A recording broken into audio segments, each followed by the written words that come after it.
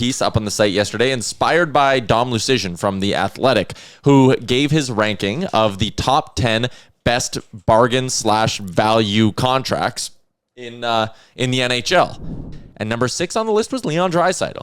I knew you were going to say him. On his $14 million AAV, Dom says it's a 95% positive value probability, and the market value on it is $18.4 million, which is, oh, man. It's interesting that the contract, like, it's technically kicked in, but he hasn't played a game under this contract, and he's already the 6th most valuable value deal in the NHL. It also goes to show, like, don't be afraid to pay your stars.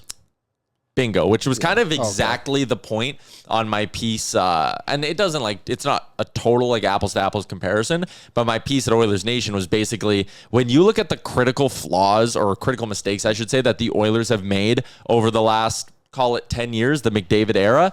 It is basically that they put themselves into spots where because they were paying average players or in some cases bad players so much money, they couldn't pay their truly good players. Like you go back to the Darnell Nurse stuff and you look at who was on payroll on that blue line and it's like, man, you know, if you weren't 4x4ing Chris Russell, could you have had the money to give Darnell Nurse a 7x7 the summer you gave him the $3.6 million bridge deal, or a 7x6 or whatever the numbers would have been, right? And then you would have been looking at a Darnell Nurse right now who's making well under what he's currently making with only, 3 years left on the deal. And if you really wanted to get out of it, you probably could. But the issue was you didn't commit to him. You kept bridging him, and you kept bridging him because you had Zach Kassian and Chris Russell on the books. Mm-hmm.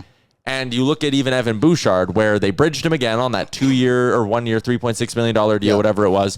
And it was like, all right, they don't have the money to go 7x7 with him because, and then you go down the line of all the guys they gave too much money to. And I mean, the Jack Campbell buyout, so many bad mistakes, and so many guys, in the bottom 6 where you're sitting there going, shit, they're making $1.5 million too much. And you stack them up and then you can't afford to pay Evan Bouchard because you're in your competitive window. And it's this whole mess. And now you're at the point where there is no chance. Like Evan Bouchard was a tremendous value deal last season. Yeah.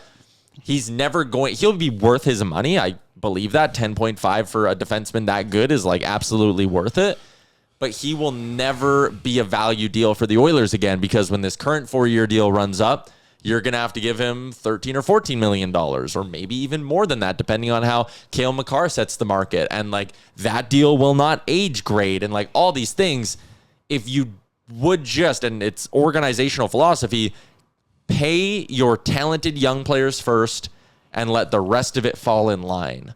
And you look at what the Oilers did last summer, where it's okay, $7.5 million for Arvidsson and Skinner, which hand up, we loved in the moment. Totally.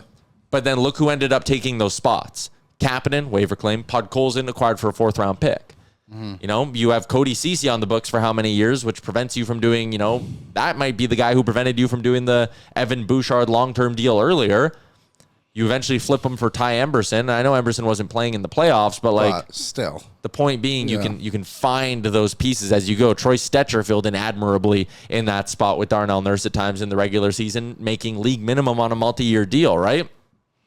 Someone said 10.5 only because the value was driven up by Carolina. I don't even care about any of the factors. The point is, it's 10.5 because you didn't sign him a year or two ago. Driven up by Carolina. And the offer sheet threat. But I mean, I think his 3 seasons of being the highest scoring defenseman in the playoffs drove up the price more than the threat of Carolina. Absolutely. I think just Evan Bouchard being as good as he is what the problem was. Aaron, out of curiosity. What's up, Nation citizens? If you like that video, then you need to be subscribed to the Oilers Nation YouTube. Podcasts, live shows, exclusive interviews, and analysis. Everything you need from your favorite voices at Oilers Nation. And you don't want to miss any of it, so hammer that subscribe button.